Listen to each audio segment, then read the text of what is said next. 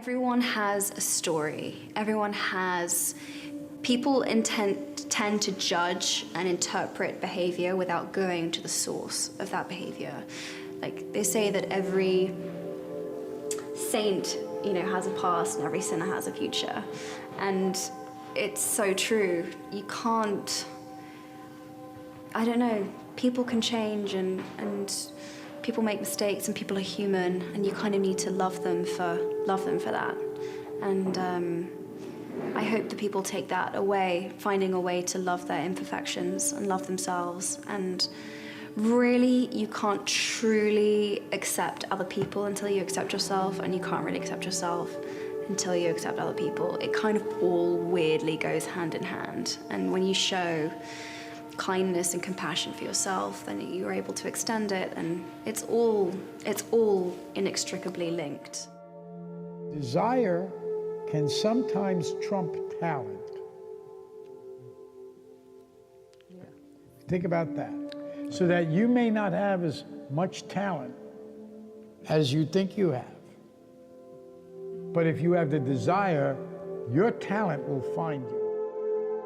Essentially, and I would say this to anybody, is that, it's really, it's easy to embrace hopelessness when things seem insurmountable.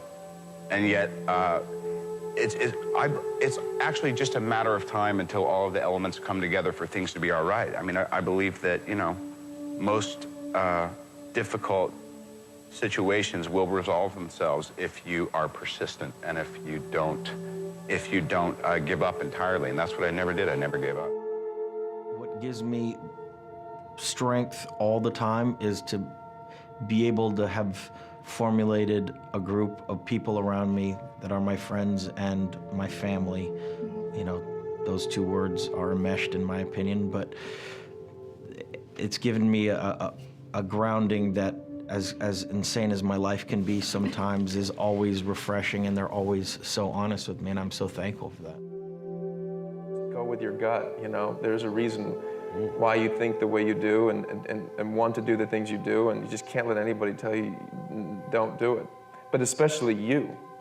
Don't allow you to tell you not to do it. The loudest voice that's a contrarian is usually me. And all these little moments of confirmation that voice should just shut up allows you to just do what you're supposed to do while you're here. I haven't actually been given a piece of advice that I can recall right now, but I guess when anyone asks me, like, what should I do? I'm just like, just do anything. Anything will lead to something else, and you just got to get out there and take a chance. Even if it's unpaid work, whatever it is, it will lead to something better, so do everything. So, it's called, Men of Tai Chi, and there's these things that we oftentimes, we have responsibilities. And so we'll make sacrifices, or we'll be attracted to something and we'll make sacrifices to get something. And the film is kind of promoting the idea that we have to be thoughtful about that. That you can sometimes sacrifice yourself, that you think it's for the good, but maybe there's another way. Important to listen to everyone, as many people as you can, and get their input. But then finally, you have to make your own decision about what you're going to do, and that's it. That's what you feel, and that's it. And that's the most important thing. I think the most important thing, because that's where the uniqueness comes in, because it's you. You've done it. It's your thing. It's not anybody else's. It's your choice. I think keep making your own stuff.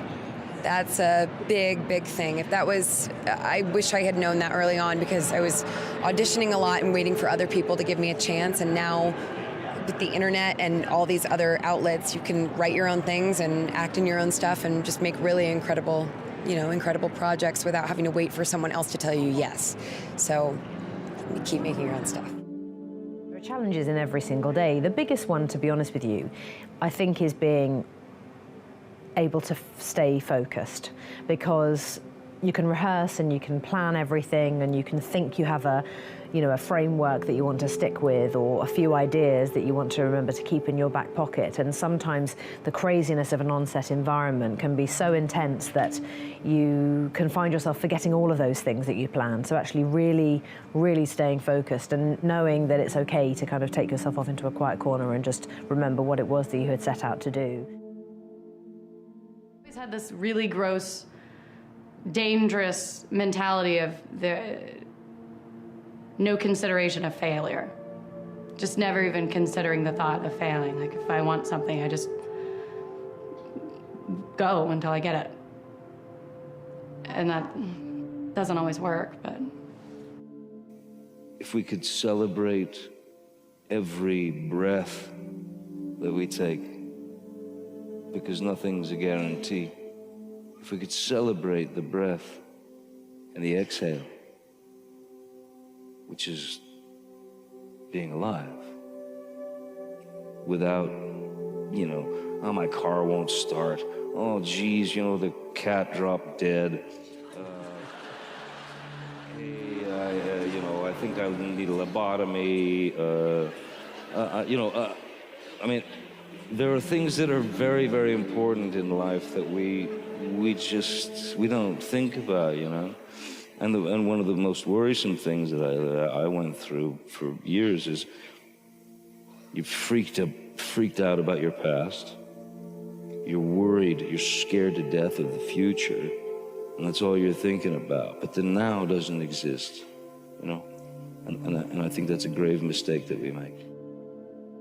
One of the things that I was taught that sticks in my mind was a gentleman by the name of Bill Ball, who was the artistic director of the American Conservatory Theater in San Francisco.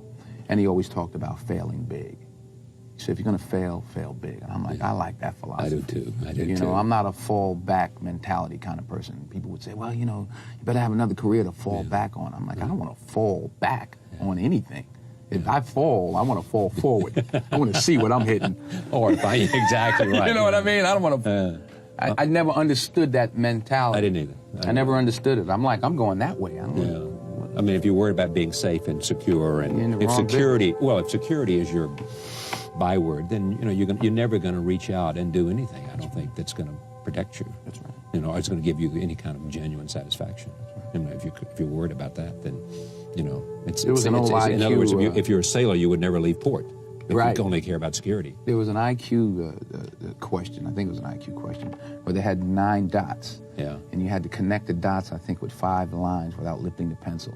The only way you could do it was to go outside the box. Yeah. You know, people sit there within it and go, oh man, you can't do it. Well, you can't. Nobody said you can't go outside the box. Yeah. You know. I've worked out of necessity. I've worked on things that I would have preferred not to work on.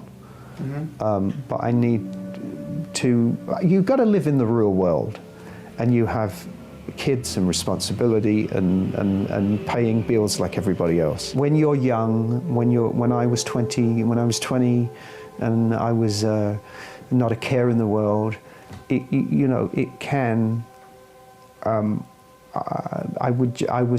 I just had such a fixity of purpose, and I wouldn't compromise, but you can afford to when you don't have those other responsibilities. When you're a grown up and you're in the real world, you've got to, you know. So it's taken me. I've not always been completely in control of the reins of the career, and occasionally there have been times when I can direct it and steer it. I mean, a lot. I think specifically when you're working, you have to. Wow, that's such a good question. Sorry. So no, well, I mean, logistically, obviously, just the business of acting, the fact that you're doing certain hours and sometimes you're working all night and doing weird antisocial days at weekends, you'll forget about your social life. That's a sort of sacrifice to commitment. It's nothing quite on the level that Julian sacrifices, but you don't get to see your family, you don't get to see your friends, you are removed from the reality of your life to pursue a given goal, so there is a kind of comparison. I guess you sacrifice a part of yourself because you're exposing either end of the spectrums of acting, whether it's just variations of who you are or whether it's completely dissolving into a different character and persona. Equally valid in my opinion. I don't think there's really a distinction to draw other than people who are good or bad at it. But I think then you do have to give part of yourself no matter what you're doing, and that you don't lose, you sometimes gain actually by doing that, but you have to suppress and control certain instincts that you have in order to actually be true to a character that may not be the same as you, or be driven by the same things as you.